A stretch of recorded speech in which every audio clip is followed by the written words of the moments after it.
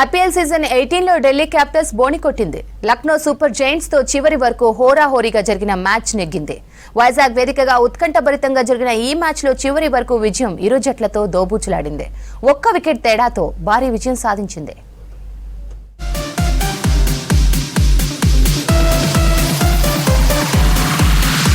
IPL season 18 ని విజయవంతంతో ప్రారంభించింది Delhi Capitals. Lucknow super Giants తో జరిగిన ఉత్కంఠ పోరులో విక్టరీ సాధించింది. మొదట బ్యాటింగ్ చేసిన లక్నో సూపర్ జైంట్స్ నిర్ణీత 20 ఓవర్లలో 8 వికెట్ల నష్టానికి 209 పరుగులు చేసింది.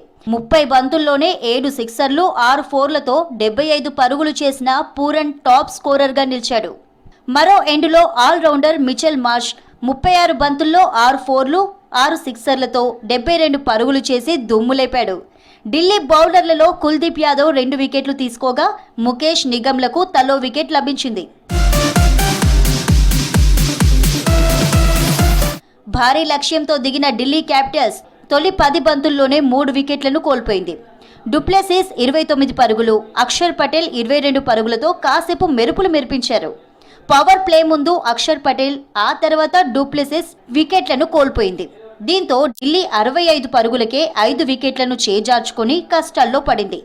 ఓటమి ఖాయమనుకున్న దశలో స్టబ్స్, అశుతోష్ శర్మ ఇన్నింగ్స్ ను నిలబెట్టారు. 6 వికెట్లకు 48 పరుగులు జోడించి పరిస్థితిని చక్కదిద్దారు.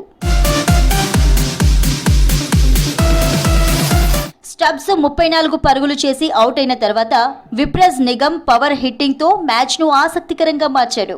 15 బంతుల్లోనే 39 పరుగులు చేసి లక్నోని వణికించాడు.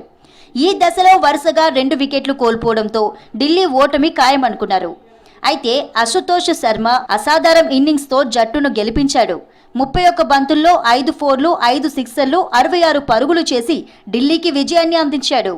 ఇక లక్నో బౌలర్లలో స్టార్క్ 3 వికెట్లు, శార్దుల్ ఠాకూర్, సిద్ధార్థ్, రాత్, బిష్నోయ్ తలో 2 వికెట్లు తీసుకున్నారు.